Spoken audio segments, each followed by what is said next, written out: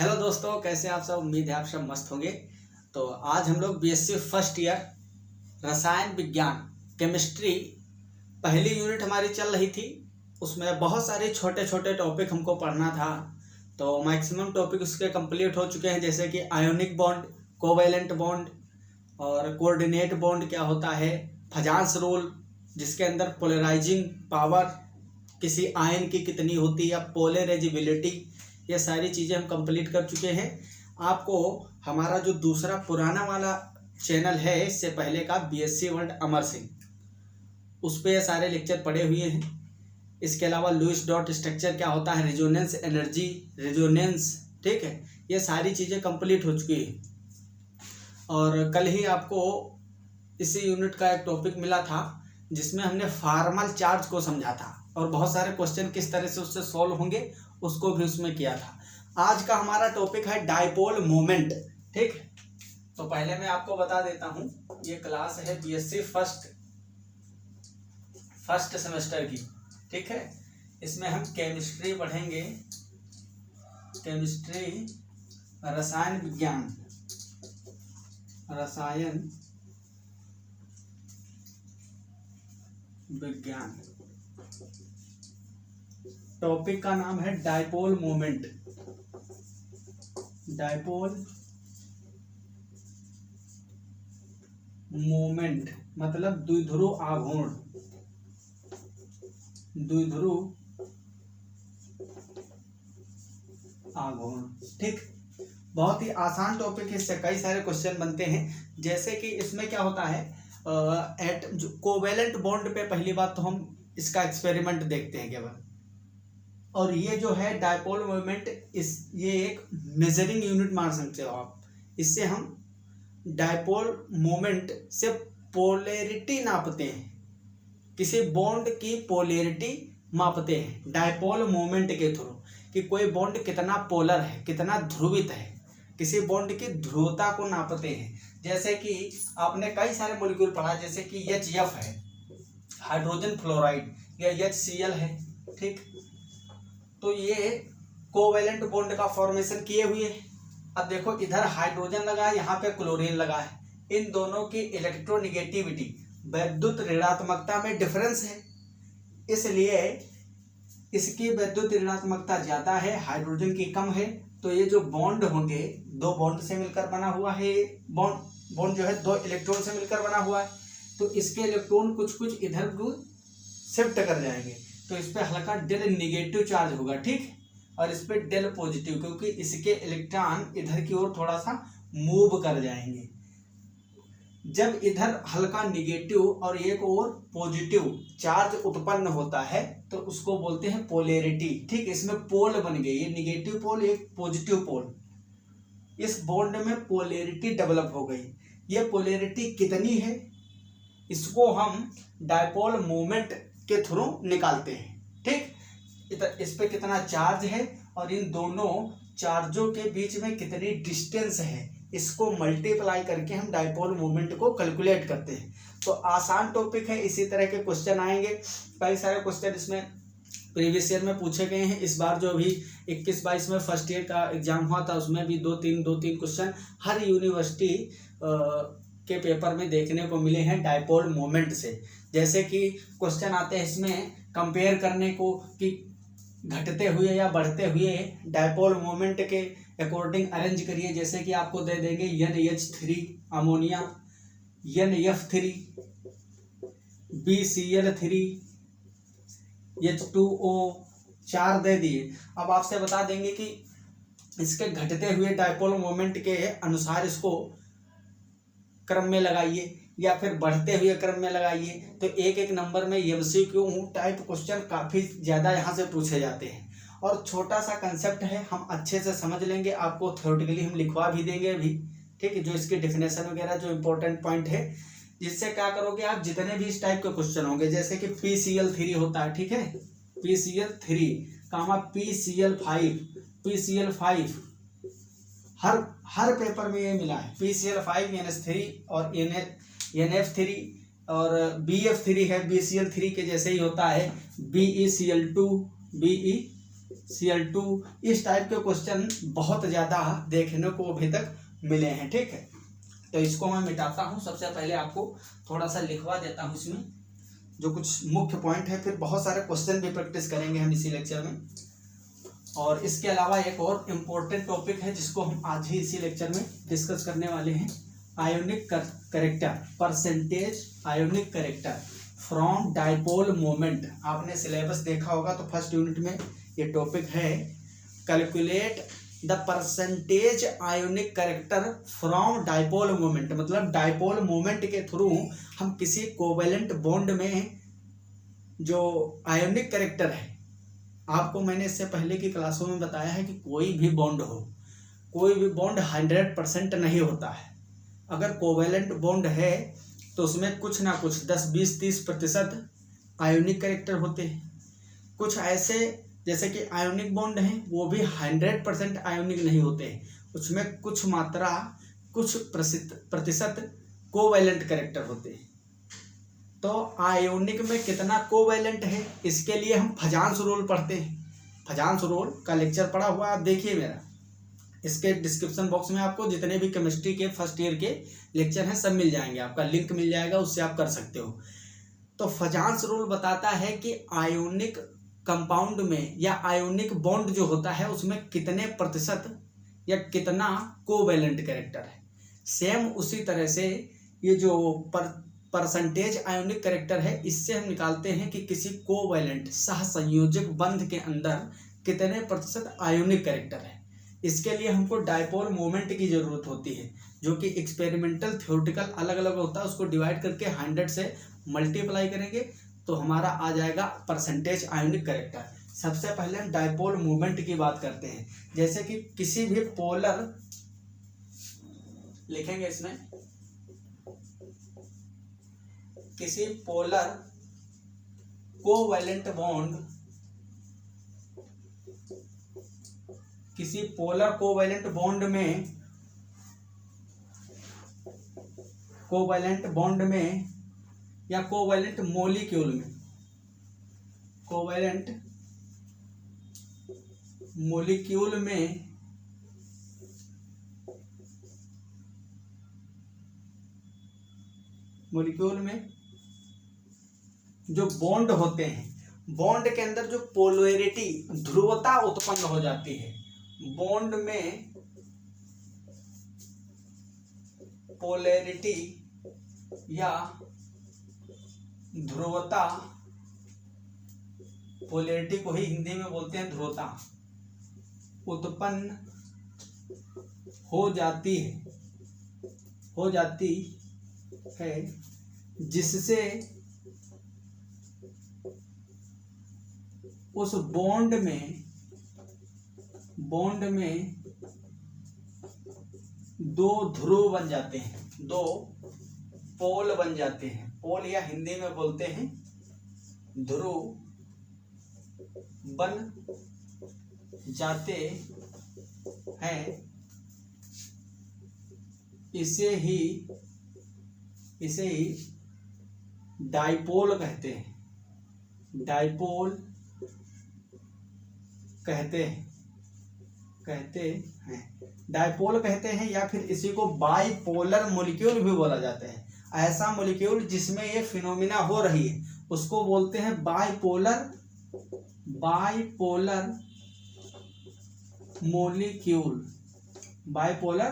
Molecule बोला जाता है। ठीक, अब इसमें हम क्या, जैसे कि आपको ये पता चल गया, मान लो Cl2 का मॉलिक्यूल है तो Cl2 में कैसे जुड़े होंगे, एक Cl एक बॉन्ड से दूसरे Cl से जुड़ा होगा इस तरह से। तो इसमें इलेक्ट्रोनिगेटिविटी की डिफरेंस तो है नहीं, एटम सेम है, परमाणु सेम है, यहाँ भी क्लोरीन इधर भी क्लोरीन, दोनों की विद्युत ऋणात्मकता समान होगी, दोनों की इलेक्ट्रॉन खींचने की टेंडेंसी, विद्युत ऋणात्मकता क्या होता है, इलेक्ट्रोनिगेटिविटी की डिफिनेशन ही यही है, इलेक्ट्रॉन खींचने की क्षमता। तो जब दोनों सेम मॉलिक्यूल, इलेक्ट्रोनिगेटिविटी भी सेम होगी, मतलब इन दोनों का डिफरेंस 0 आएगा इलेक्ट्रोनिगेटिविटी का। ये दोनों बराबर खींचने की क्षमता रखेंगे तो इस बॉन्ड में किसी भी प्रकार की पोलैरिटी डेवलप नहीं होगी, तो इसमें आपका जो डाइपोल है वो नहीं बनेगा। इसमें प्लस माइनस वाली कंडीशन नहीं आएगी। यहीं पे एक हाइड्रोजन कर दो, एक क्लोरीन रखो। अब यहाँ पे अलग अलग एटम हो गए, तो इसकी टेंडेंसी ज्यादा है खींचने की, इलेक्ट्रोनिगेटिविटी ज्यादा, इसकी कम है तो इसके इलेक्ट्रॉन इधर शिफ्ट हो जाएंगे, इस पे माइनस चार्ज आ जाएगा, इस पे डेल प्लस, ये दो पोल बन गए, ठीक है, जिससे उस बॉन्ड में दो पोल या ध्रुव बन जाते हैं। इन पोल को ही बोलते हैं डाइपोल, ठीक है। और ये जो पूरा मॉलिक्यूल है इसको हम बाइपोलर मॉलिक्यूल बोलते हैं। क्या बोलते हैं? बाइपोलर मॉलिक्यूल बोलते हैं। अब आगे इसमें लिखेंगे बॉन्डेड एटम मतलब बंधित परमाणु जो हैं के बीच इलेक्ट्रोनिगेटिविटी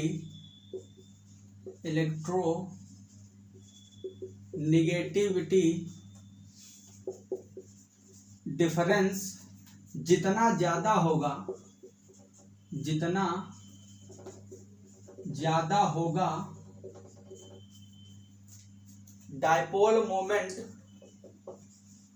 डाइपोल या ऐसे लिखो, बॉन्ड की पोलैरिटी उतनी ही हाई होगी, बॉन्ड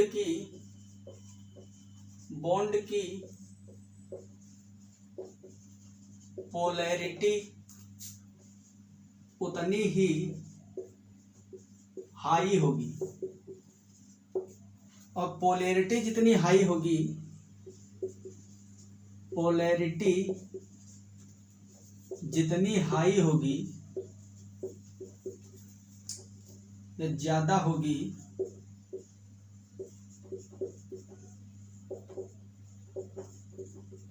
डाइपोल मोमेंट भी उतना ही ज्यादा होगा, डाइपोल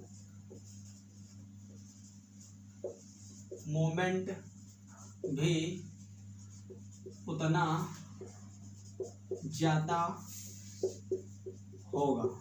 जैसे कि अगर हम बात करें हैलोजन की, तो आपको पता है हैलोजन ग्रुप में कौन कौन आता है? सबसे ऊपर फ्लोरीन होता है, फिर क्लोरीन होता है, फिर क्या आता है? ब्रोमीन, फिर आता है आयोडीन। तो इस तरह से ये रखे होते हैं। अगर हम इसके इलेक्ट्रोनिगेटिविटी की बात करें तो सबसे ज्यादा फ्लोरीन की होगी, फिर क्लोरीन की, फिर ब्रोमीन की, सबसे कम होती है आयोडीन की। ये इलेक्ट्रोनिगेटिविटी का ऑर्डर है, इलेक्ट्रोनिगेटिविटी ऑर्डर, ठीक। हिंदी में बोलते हैं विद्युत ऋणात्मकता, विद्युत ऋणात्मकता का क्रम, ठीक। तो हम यहां पे लेते हैं HF, ठीक है, ये है HF, फिर लेते हैं HCl, HBr और HI। अब इस तरह से आपको आ जाए तो ये तो बहुत ही आसान क्वेश्चन होगा, लेकिन बहुत ज्यादा पूछा जाता है। यह क्वेश्चन बहुत ही ज्यादा पूछा जाता है। इसमें पूछेंगे आपको कि बॉन्ड की पोलैरिटी का ऑर्डर बता दीजिए, या फिर डाइपोल मोमेंट के बढ़ते या घटते क्रम में अरेंज करने को आ सकता है। आपको पता है एक एटम सब में सेम है, हाइड्रोजन सब में सेम है, ठीक है, ये सब में सेम दिख रहा है आपको हाइड्रोजन। अलग क्या है? यहाँ पे फ्लोरीन, यहाँ क्लोरीन, ब्रोमीन, आयोडीन।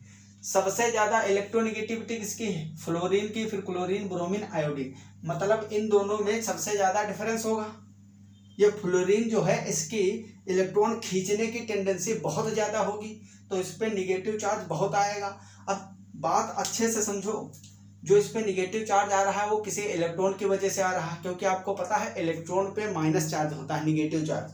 अब बॉन्ड में दो ही इलेक्ट्रॉन है, एक इसका खुद का इलेक्ट्रॉन है, हाइड्रोजन वाले इलेक्ट्रॉन को ये खींच रहा है। भाई जब किसी दूसरे का इलेक्ट्रॉन तुम खींचोगे तभी तो तुम पे माइनस आएगा, और जब किसी दूसरे का इलेक्ट्रॉन खींच जाएगा उसका खुद का, तभी उस पर प्लस आएगा। तो उस एक ही इलेक्ट्रॉन की वजह से इस मॉलिक्यूल में प्लस और माइनस चार्ज उत्पन्न हो रहे हैं। वही इलेक्ट्रॉन जितना ज्यादा ये खींचेगा उतना ज्यादा इस पे माइनस आएगा, और जितना माइनस होगा इस पे उतना ही इस पर प्लस आएगा, क्योंकि सिर्फ एक ही इलेक्ट्रॉन है, बस साइन चेंज है। ये इलेक्ट्रॉन जब इधर बढ़ता जाएगा खींच के तो इधर माइनस ज़्यादा बढ़ता जाएगा और इधर प्लस बढ़ता जाएगा। ओवरऑल इस मॉलिक्यूल पे जो चार्ज है वो जीरो रहेगा, क्योंकि न्यूट्रल रहेगा। मान लो 4 कूलम यहाँ निगेटिव चार्ज होगा तो यहाँ पे 4 कूलम पॉजिटिव चार्ज डेवलप हो जाएगा। तो दोनों पे चार्ज की मात्रा सेम होगी, सिर्फ साइन अपोजिट होगा, यहाँ निगेटिव होगा यहाँ पॉजिटिव होगा। ओवरऑल अगर हम बात करेंगे तो कितना होगा, 4 माइनस हो गया 4 कूलम और प्लस में 4 कूलम, तो कितना हो गया, जीरो ही ना होगा। तो ओवरऑल मॉलिक्यूल क्या रहता है, न्यूट्रल या उदासीन बना रहता है। ठीक, तो सबसे ज्यादा विद्युत ऋणात्मक तत्व है फ्लोरीन, इसकी सबसे ज्यादा पोलराइजिंग पावर होगी, इलेक्ट्रॉन को खींचने की क्षमता, फिर HCl, फिर HBr और सबसे लास्ट में आएगा HI। ठीक, तो अगर हम बात करें पोलैरिटी की बात करें तो इधर की ओर बढ़ेगी। ठीक, पोलैरिटी हाई होगी, पोलैरिटी हाई, इसलिए इसका डायपोल मोमेंट भी इधर की ओर बढ़ेगा, डायपोल मोमेंट भी इधर बढ़ने पे बढ़ता जाएगा। तो इसको आप लोग नोट करिए, फिर हम आगे इसमें इंपॉर्टेंट चीजें आपको दिखाते हैं, बहुत ही मस्त मस्त। यस यस,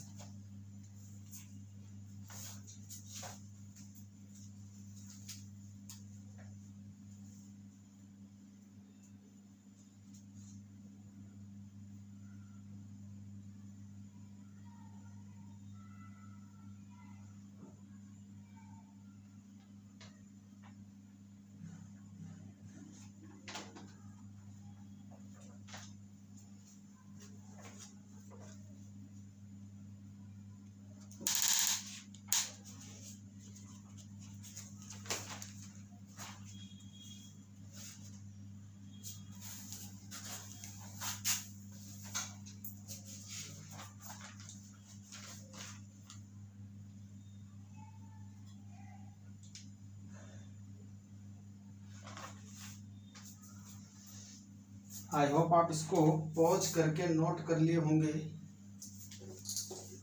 अगर हम डायपोल मोमेंट की बात करें तो ये एक सदिश राशि होती है। सदिश का मतलब क्या होता है, आप लोग फिजिक्स में पढ़े हो, जिसका परिमाण और दिशा दोनों।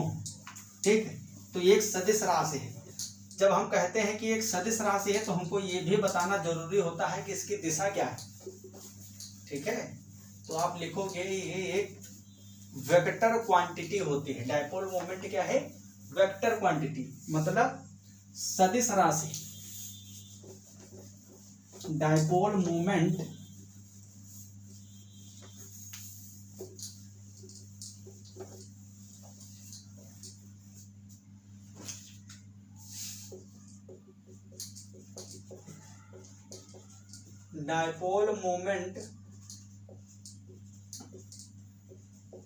एक वेक्टर क्वांटिटी है।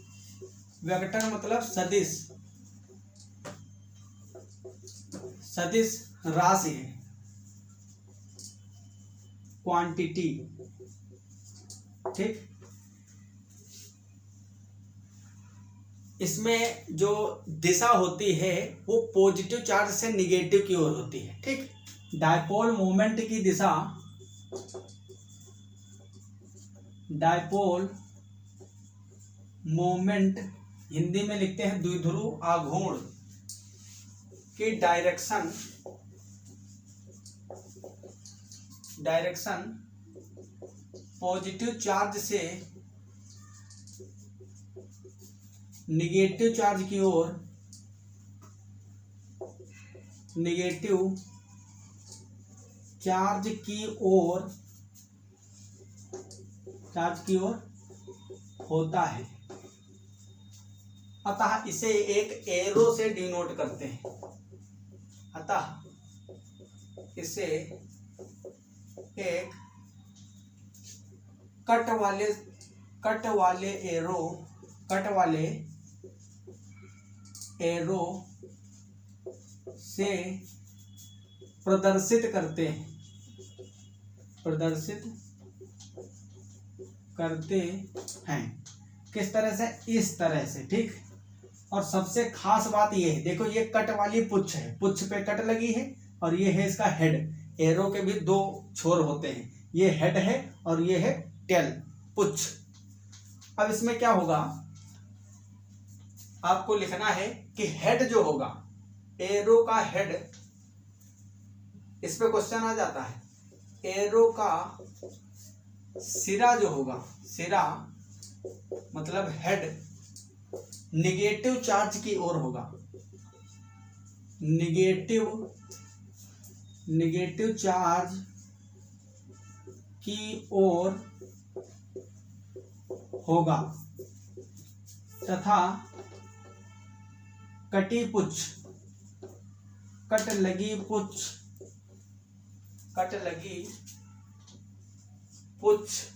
मतलब टेल पॉजिटिव चार्ज की ओर होगी, पॉजिटिव चार्ज की ओर होगी। जैसे मैंने अभी बनाया था, जैसे कि अमोनिया का हम बनाते हैं स्ट्रक्चर NH3, ठीक। उदाहरण लिख लो, उदाहरण में NH3, तो NH3 में क्या होता है, 3 हाइड्रोजन इस तरह से लगे हुए हैं, ठीक। ये 3 हाइड्रोजन है। अब इस तरह से भी बना सकते हो, ऐसे मत बनाना 3 हाइड्रोजन लगा दिए, ठीक, क्योंकि एक्चुअल ज्योमेट्री जो इसकी है हम केमिकल बॉन्डिंग में आगे पढ़ेंगे, ठीक। जो VBT थ्योरी पढ़ना है, VSEPR, ठीक, ये इन सब में पता लगेगा आपको। एक लोन पेयर भी होता है ना इसके पास। VSEPR का क्या मतलब है, valence shell electron pair repulsion theory, मतलब वैलेंस सेल के इलेक्ट्रॉन है, नाइट्रोजन के 5 इलेक्ट्रॉन होते हैं वैलेंस सेल में, एक ये बॉन्ड बनाया, एक ये 3 और 2 5। वैलेंस सेल इलेक्ट्रॉन मतलब वैलेंस सेल के इलेक्ट्रॉन पेयर, मतलब जो ये पेयर है इनके इलेक्ट्रॉन पेयर, रिपल्सन थ्योरी मतलब आपस में इनमें जो रिपल्सन होता है। VSEPR का सिर्फ मतलब ही इतना होता है कि जो एटम के वैलेंस सेल में इलेक्ट्रॉन है उनमें रिपल्सन के थ्रू किस तरह से उसकी ज्योमेट्री बन जाती है, कैसा उसका आकार बन जाता है, यही थ्योरी है वो। तो ये सब आगे समझेंगे तब आपको पता चलेगा कि इसका स्ट्रक्चर इस तरह से नहीं बनाया जाता, एक्चुअल स्ट्रक्चर ये होता है। अब आप इसमें देखेंगे तो नाइट्रोजन की इलेक्ट्रोनेगेटिविटी हाइड्रोजन की तुलना में काफी ज्यादा होती है, तो इसमें क्या होगा, ऊपर की ओर लगेगा, क्या लगेगा, खिंचाव लगेगा इलेक्ट्रॉनों में। ऊपर की ओर जब खिंचाव लगेगा तो नाइट्रोजन पे डेल माइनस आएगा, इस पे प्लस आएगा। मैंने क्या बताया, ये हेड जो है, एरो से हम डायपोल मोमेंट को रिप्रेजेंट करेंगे। इसका हेड होगा माइनस की ओर और इसकी कटी हुई टेल होगी किधर, प्लस की ओर। तो हम इस तरह से लिखेंगे, ठीक। ये एरो लगाएंगे डायपोल मोमेंट का। आपको ध्यान रखना है, बॉन्ड पे रिपीट नहीं करना है, इसके साइड में आपको लिखना है ये एरो होता है, इससे हम प्रदर्शित करते हैं डायपोल मोमेंट को। हेड होना चाहिए निगेटिव की ओर और कटी हुई टेल पॉजिटिव की ओर, ठीक है। इस जितने भी हाइड्रोजन है सब पे डेल प्लस चार्ज होगा। अब ये जो है आपका इलेक्ट्रॉन, तो ये जो लोन पेयर होता है, अब देखो तीनों हाइड्रोजन का मिलके ऊपर को खिंचाव है और इस लोन पेयर का भी ऊपर की ओर खिंचाव है, तो ओवरऑल इस मॉलिक्यूल में ऊपर की ओर डायपोल मोमेंट है, ठीक। तो ये अच्छा खासा उदाहरण है डायपोल मोमेंट रखने वाला मॉलिक्यूल। बहुत सारे अभी मॉलिक्यूल हम आपको दिखाएंगे जिसमें क्या होगा, न्यूट्रल होंगे, किसी भी प्रकार का उसमें डायपोल मोमेंट नहीं होगा, ठीक। इसके अलावा अगर हम बात करें इसकी इकाई की, इसका एक फॉर्मूला भी होता है कि किस तरह से हम निकालते हैं। तो डायपोल मोमेंट निकालने का फॉर्मूला है, डायपोल मोमेंट, ये तो हम फिजिक्स में भी पढ़ते हैं, वही formula. Dipole moment is equal to, dipole moment को P से भी रिप्रेजेंट करते हैं, ठीक, फिजिक्स में। Dipole moment P is equal to charge Q into internal distance, ठीक, distance between two atom, distance between two adjacent charged atom, ये होता है इसका फॉर्मूला। मतलब कैसे निकालोगे, जैसे कि मान लो यही HCl का हम एग्जांपल ले लिए, इस पे माइनस चार्ज था, इस पे था प्लस। अब मैंने फिर से वही बात बतानी है आपको, ये जो माइनस और प्लस चार्ज आ रहा है वो सिर्फ एक इलेक्ट्रॉन की वजह से आ रहा है, मतलब जितनी मात्रा इस पे माइनस आएगी उतनी ही इस पे प्लस होगी। वही एक ही इलेक्ट्रॉन तो रिस्पॉन्सिबल है इन दोनों चार्ज के लिए। एक ही इलेक्ट्रॉन इधर जा रहा है तो उसकी वजह से माइनस आ रहा है, क्योंकि इसके ओर आ रहा है, और यहाँ से भग जा रहा है तो इस पे प्लस आ रहा है। तो एक ही इलेक्ट्रॉन, सिर्फ एक इलेक्ट्रॉन रिस्पॉन्सिबल है इस चीज के लिए।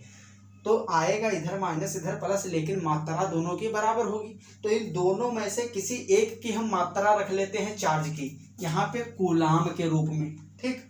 कूलाम वैल्यू यहाँ पे हम पुट करेंगे, और इन दोनों के बीच की जो डिस्टेंस होगी, कितने भी पिकोमीटर हो, माइक्रोमीटर हो, मिलीमीटर हो, सेंटीमीटर हो, मीटर में हो, इनके बीच की डिस्टेंस, उसको हम यहाँ पे रख देते हैं और मल्टीप्लाई करते हैं तो हमारा डायपोल मोमेंट निकल आता है, ठीक। डायपोल मोमेंट की जो इकाई होती है वो होती है डिबाई, डिबाई होती है, और ये कई बार क्वेश्चन आता है, हर साल पूछा जाता है क्वेश्चन, ठीक। तो लिखेंगे डायपोल मोमेंट, डायपोल मोमेंट की यूनिट, यूनिट क्या होती है, डिबाई, डिबाई, ठीक। डिबाई यूनिट में इसको मापते हैं। एक डिबाई होता है, एक डिबाई इक्वल टू 3 एक डिबाई, इसको शॉर्ट में डी भी लिखते हैं, 3.35 इंटू 10 की power -30 coulomb metre, coulomb metre, ठीक। तो इस तरह से इसको मापते हैं। जब हम डायपोल मोमेंट को मापते हैं तो उसको डिबाई यूनिट में एक्सप्रेस करते हैं। 1 डिबाई इक्वल टू 3.35 होता है, बात तो वही है, ठीक है। 1.33 भी आप लिख सकते हो, इंटू 10 की पावर -30 कूलाम मीटर। ये सेंटीमीटर नहीं है, कूलाम मीटर है, यहाँ पे मैं लिख देता हूँ कूलम्ब मीटर, कूलाम मीटर, ठीक है। तो ये कूलाम मीटर में रखी जाती है, इसको आप नोट करें। फिर आगे कुछ और इसमें भी आपको बताऊं, फिर परसेंटेज आयोनिक करेक्टर की बात करते हैं, बहुत सारे इसमें अच्छे अच्छे क्वेश्चन हैं, उसको भी डिस्कस करेंगे।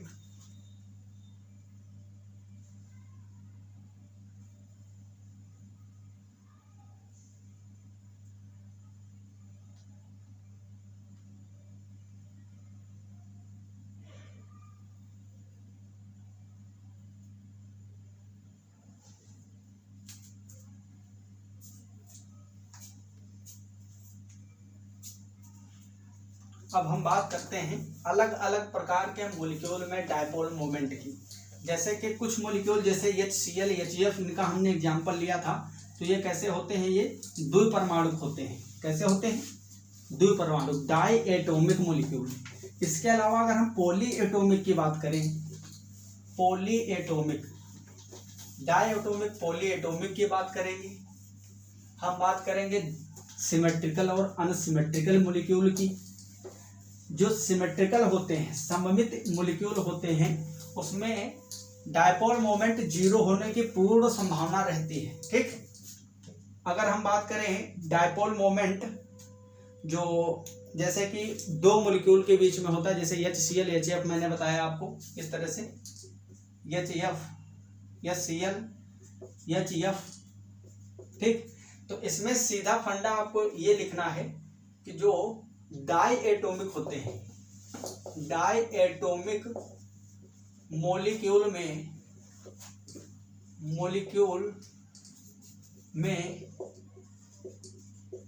यदि दोनों एटम्स की इलेक्ट्रोनिगेटिविटी अलग अलग है, मतलब इलेक्ट्रोनिगेटिविटी डिफरेंस है, तो डायपोल मोमेंट होगा। तो डायपोल मोमेंट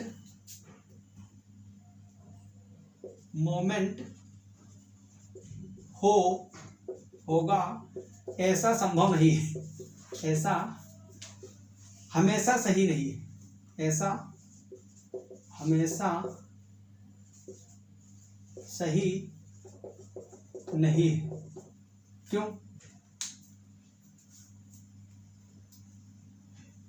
सॉरी, इसमें ऐसा हमेशा सही ही होगा क्योंकि ये दो ही एटम की बात है, ऐसा हमेशा सही होगा। अगर दो एटम की बात हम कर रहे हैं, जब दो से अधिक एटम होंगे तब उसमें भले ही इलेक्ट्रोनेगेटिविटी डिफरेंस हो, लेकिन ऐसा हो सकता है कि उसमें सिमेट्री हो। तो सिमेट्री के अकॉर्डिंग हम देखेंगे कि दो एटम के बीच इलेक्ट्रोनेगेटिविटी का डिफरेंस होते हुए भी पूरे मॉलिक्यूल में किसी भी प्रकार का डायपोल मोमेंट नहीं दिखेगा। लेकिन जो डाई एटॉमिक मॉलिक्यूल हैं, इसमें अगर दो एटम के बीच में इलेक्ट्रोनेगेटिविटी का डिफरेंस हुआ तो उसमें डायपोल मोमेंट एग्जिस्ट करेगा। ठीक, अब हम बात करते हैं पॉली एटॉमिक की। पॉली एटॉमिक मतलब बहुपरमाणुक, बहुपरमाणुक अणु, पॉली एटॉमिक मॉलिक्यूल्स। ठीक, इसमें क्या होता है, इसमें हम सिमेट्री देखते हैं। यदि मॉलिक्यूल सिमेट्रिकल हुआ, यदि मॉलिक्यूल सिमेट्रिकल मतलब सममित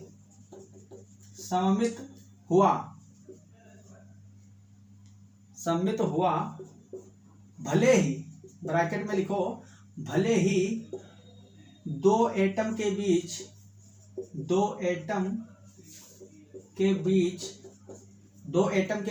इलेक्ट्रोनेगेटिविटी डिफरेंस हो, भले ही इलेक्ट्रोनेगेटिविटी डिफरेंस हो, लेकिन अगर सिमेट्रिकल हुआ तो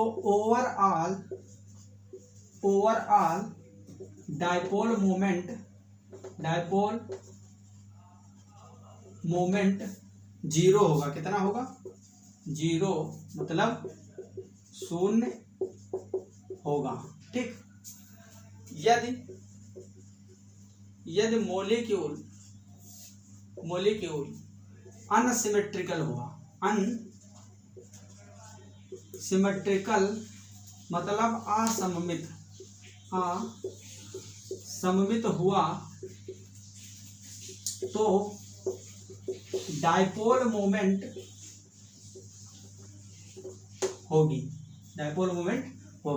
अब इसके उदाहरण हम आपको देते हैं, बहुत ही अच्छे उदाहरण। जैसे कि हम बात करें BeCl2 की, इसकी BeCl2 की, यहाँ पे देखो BeCl2 बेरिलियम डाइक्लोराइड, इसको क्या बोलते हैं हम? बेरिलियम डाइक्लोराइड, यह है बेरिलियम डाइक्लोराइड। अब इसका अगर हम स्ट्रक्चर बनाएं तो इस तरह से एक Cl इधर जुड़ा होगा और एक इधर। अब देखो ये 200 से अधिक इसमें मॉलिक्यूल है। अब इन दो मॉलिक्यूल में और इन दोनों में इलेक्ट्रोनेगेटिविटी का डिफरेंस है, बिल्कुल है, क्योंकि ये बेरिलियम है, ये क्लोरीन है, और ये क्या है? बेरिलियम है, ये बेरिलियम और क्लोरीन है। तो इनमें डिफरेंस है, इलेक्ट्रोनेगेटिविटी में डिफरेंस है, मगर इसमें सिमेट्री उपस्थित है, मतलब सममित है। तो इसका ओवरऑल डायपोल मोमेंट कितना होगा? इसका जो डायपोल मोमेंट होगा वो कितना होगा? जीरो होगा। समझ रहे हो? जैसा कि डायएटॉमिक में कभी नहीं होता है। अगर द्विपरमाणुक में कभी भी इलेक्ट्रोनेगेटिविटी का डिफरेंस होगा तो मॉलिक्यूल में जरूर डायपोल मोमेंट मिलेगा। पॉलीएटॉमिक में कंडीशन है, अगर मॉलिक्यूल सिमेट्रिकल हुआ तो भले ही डिफरेंस हो इलेक्ट्रोनेगेटिविटी का, उसमें डायपोल मोमेंट जीरो हो जाएगा। जैसे कि सिमेट्रिकल है, सिमेट्रिकल का मतलब सममित है, बीच से काटो तो दोनों ओर बराबर चीजें मिलेगी। समझ में आ रहा है? अब होगा क्या, इधर भी क्लोरीन लगा, इधर भी क्लोरीन लगा, बीच में है बेरिलियम, तो इस बेरिलियम से जितना ये क्लोरीन खींचता होगा उतना ही ये क्लोरीन खींचेगा। तो ओवरऑल इसमें क्या होगा? देखो, एक इधर को खींच रहा और एक इधर को खींच रहा, तो ओवरऑल जीरो ही ना हो जाएगा, तो इसमें डायपोल मोमेंट जीरो आएगा, क्योंकि मॉलिक्यूल दोनों ओर सेम है। ऐसा नहीं कहोगे कि पूरे मॉलिक्यूल में कहीं पे इलेक्ट्रोनेगेटिविटी डिफरेंस नहीं, क्योंकि ये बेरिलियम है, ये क्लोरीन है, इन दोनों में क्या है? इलेक्ट्रोनेगेटिविटी डिफरेंस, तभी तो ये खींच रहा है, इधर भी वही है। लेकिन दोनों खींचने वाले मॉलिक्यूल सेम है, इसलिए बराबर पावर के साथ खींच रहे हैं। तो जितना ये खींचेगा इधर उतना ही ये इधर खींचेगा। जब किसी चीज को बराबर तुम इधर खींच रहे हो उधर खींच रहे हो तो व्यक्ति बीच में ही रहेगा ना। एक मोटा गेंडा बीच में खड़ा है, एक लोग इधर से खींच रहा है इधर से खींच रहा, दोनों की पावर बराबर है तो बीच में ही खड़ा रहेगा ना, शिफ्ट ऐसे चुप्पे खड़ा रहेगा। जब दोनों ओर से किसी भी ओर जब पावर ज्यादा होगी तब वो बढ़ेगा ना, वैसे तो खड़ा रहेगा। तो ओवरऑल इस पे खिंचाव दोनों ओर से बराबर लग रहा है तो इसका डायपोल मोमेंट 0 हो जाएगा। इसी तरह से जैसे कि BCl3 हो गया या BF3 की बात करें तो ये सब कैसे हैं, ये सिमेट्रिकल मॉलिक्यूल है। जैसे कि BCl3 किस टाइप में होता है, इस टाइप में होता है, इस टाइप में। अब इसमें आप कहोगे इसमें सब किस तरह से बराबर कर लेगा, इधर खींच रहा है इधर खींच रहा है ऊपर खींच रहा, तो इसको आप नोट करो, हम बताते हैं फिर कौन किधर खींच रहा है। इसका भी 0 होगा क्योंकि ये सिमेट्रिकल है, इसको कहीं से भी काटोगे आप बराबर में ही ये कटेगा। और जितने भी सिमेट्रिकल होंगे उसमें कितना भी डिफरेंस हो इलेक्ट्रोनिगेटिविटी का वो सब मैनेज कर ले जाएंगे।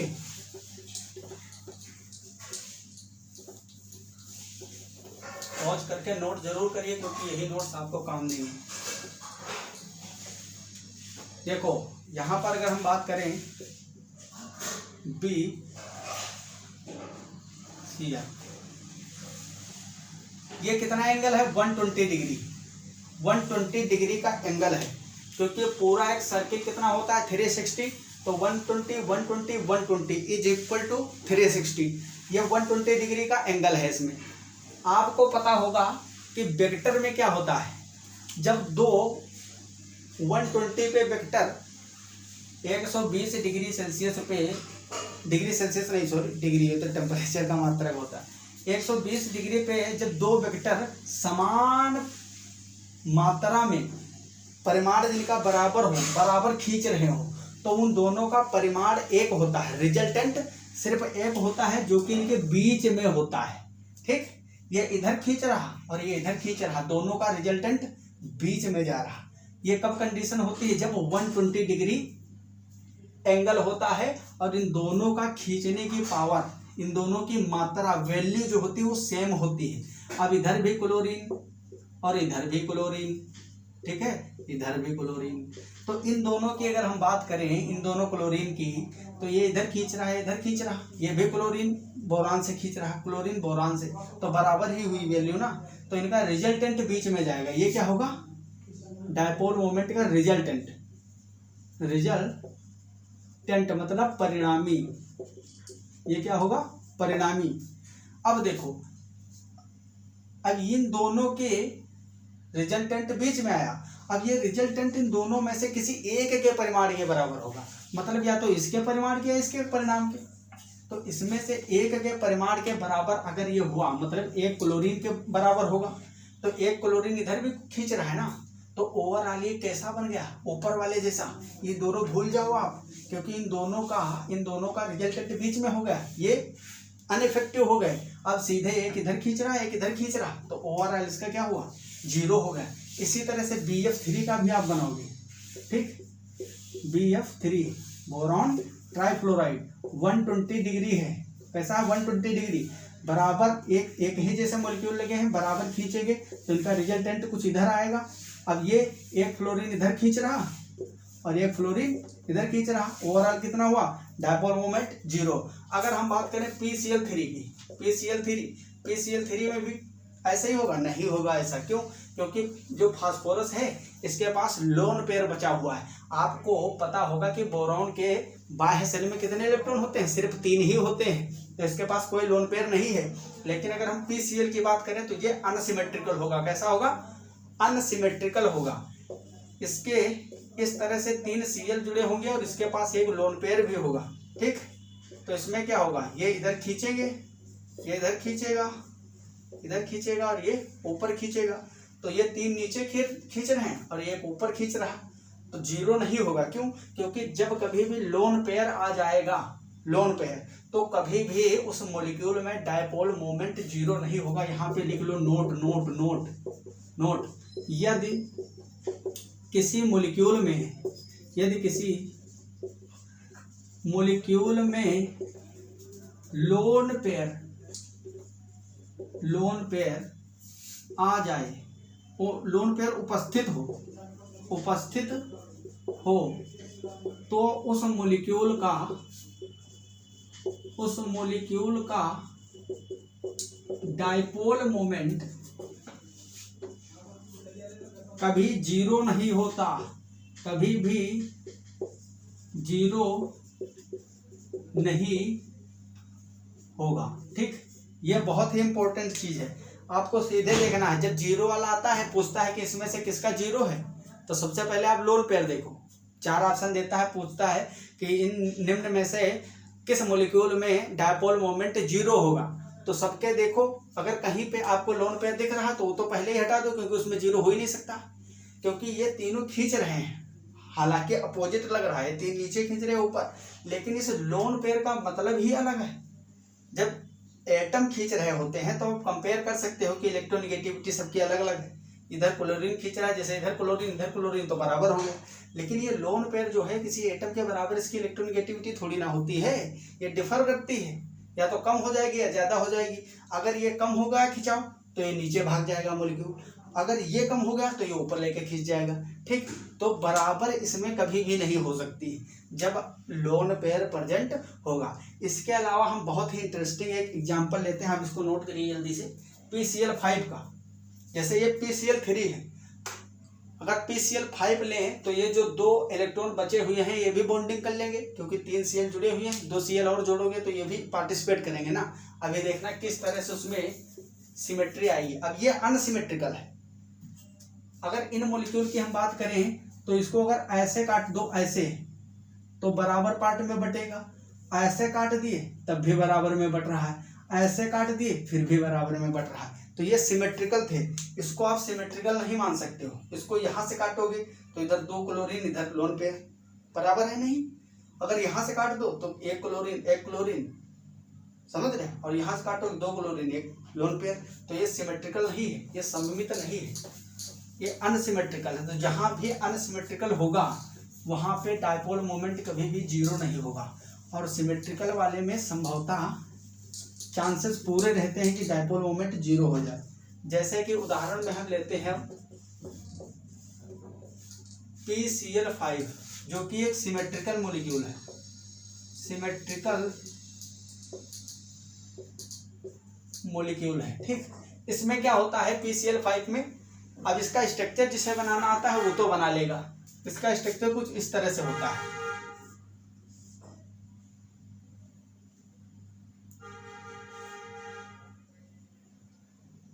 इसका स्ट्रक्चर जो है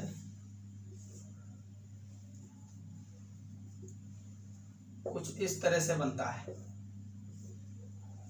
एक ये Cl, एक ये Cl, एक यहाँ पे Cl, और एक यहाँ पर Cl, एक यहाँ पे। ठीक, अब इसको अच्छे से समझना।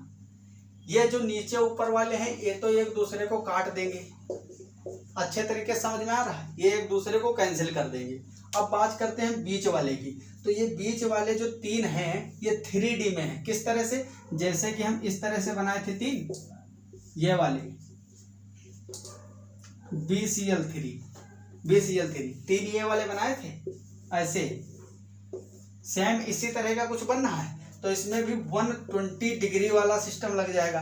तो जितना ये खींचेगा उतना ही ये खींचेगा, इसका रिजल्टेंट बीच में एक Cl खींचेगा, समझ रहे हो। तो इसका डायपोल मोमेंट इधर होगा और इस वाले का इधर होगा, तो नीचे वाला ऊपर को कैंसिल कर देगा। इन दोनों के 120 के लिए रिजल्टेंट बीच में एक Cl के बराबर आएगा, जो कि इसको कैंसिल कर देगा। ओवरऑल इसका डायपोल मोमेंट जीरो हो जाएगा। क्या हो जाएगा? जीरो। तो इस तरह के कई सारे एग्जाम्पल हम ले सकते हैं। तो आई होप आपको ये सारी चीज़ें अच्छे से समझ में आई होगी।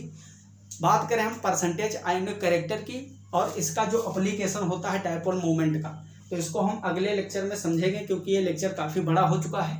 इसीलिए हम एक छोटा सा लेक्चर डायपोल मोमेंट के एप्लीकेशन और परसेंटेज आयोनिक कैरेक्टर पे लाएंगे, जिसमें आपको हम सारी चीज़ें उसमें बची हुई जो इस टॉपिक की हैं उसको समझाएंगे और कई सारे क्वेश्चन प्रैक्टिस करवा देंगे। और मैक्सिमम आप याद रखो कि जो उदाहरण मैंने लिए हैं ज़्यादातर यहीं से पूछा जाता है। इसके अलावा जैसे कि H2O पूछ लिया जाता है। H2O में इस तरह से 2 लोन पेयर होंगे और 2 हाइड्रोजन होंगे। ठीक है, इस तरह से बनेगा। तो लोन पेयर इसमें भी आ गया, कितना सुंदर बटरफ्लाई जैसा स्ट्रक्चर बना। जहां लोन पेयर दिख जाए समझ लो जीरो तो उसमें हो ही नहीं सकता, डायपोल मोमेंट जीरो नहीं हो सकता। अगर NH3 की बात करें तो NH3 अब कंपेयर कराने में आता है NH3 और NF3 में किसका ज्यादा है किसका कम है। जैसे कि NH3 और इसके अलावा NF3, इसमें कंपेयर करना होता है आपको कि किसका ज्यादा किसका कम। तो इन दोनों में अगर देखोगे वैसे जनरली इलेक्ट्रोनिगेटिविटी डिफरेंस जिसमें ज़्यादा होगा उसकी पोलैरिटी जो होगी बॉन्ड की ज़्यादा, तो उसमें डायपोल मोमेंट ज़्यादा। यहाँ क्या होगा, हाइड्रोजन और नाइट्रोजन में इलेक्ट्रोनिगेटिविटी डिफरेंस होगा 0.9 और नाइट्रोजन फ्लोरीन में होगा पूरा 1। मतलब इलेक्ट्रोनिगेटिविटी का डिफरेंस इसमें ज़्यादा है लेकिन डायपोल मोमेंट इसमें ज़्यादा है। क्यों ज़्यादा है, क्योंकि ये वेक्टर क्वांटिटी ही, इसमें दिशाओं का खेल होता है साथ में, सिर्फ परिमाण नहीं देखते हम कितना है, डायरेक्शन भी देखते हैं। इसमें जो हाइड्रोजन का और एक जो लोन पेयर होगा नाइट्रोजन के ऊपर, ये दोनों एक ही फेवर में होंगे तो एक ही वो लेके जाएंगे। इसमें क्या होगा, इसमें फ्लोरीन अपनी ओर खींचेगा और ये ऊपर खींचेंगे तो इसमें कम हो जाएगा। ये सारी चीज़ें हम अगले लेक्चर में डिस्कस करेंगे। तो अगर चैनल पे नए हैं आप लोग तो चैनल को सब्सक्राइब करें, वीडियो अच्छा लगा लाइक करें, शेयर करें। अगर कोई भी डाउट है तो आप डिस्क्रिप्शन बॉक्स में पा जाएंगे लिंक व्हाट्सएप ग्रुप और टेलीग्राम की, उसको ज्वाइन करिए, अपने डाउट का सोल्यूशन पाइए। ठीक, तो मिलते हैं अगली क्लास में अगले लेक्चर के साथ। आप अच्छे से पढ़ाई करते रहें, तब तक के लिए okay bye, all the very best, thanks for watching. जय हिंद, जय भारत।